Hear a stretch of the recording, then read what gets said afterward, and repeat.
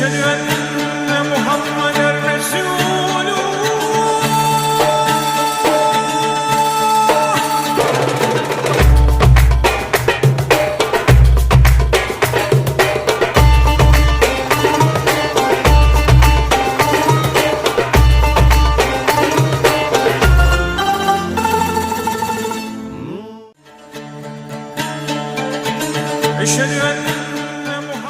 అందరికీ నమస్కారము.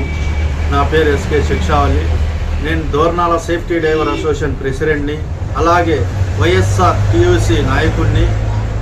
నేను ఈరోజు మీ ముందుకు రావడానికి ముఖ్య కారణం ఏంటంటే, నేను ఈ కొద్ది రోజులలో ఎన్నో సేవా కార్యక్రమాలు చేశాను.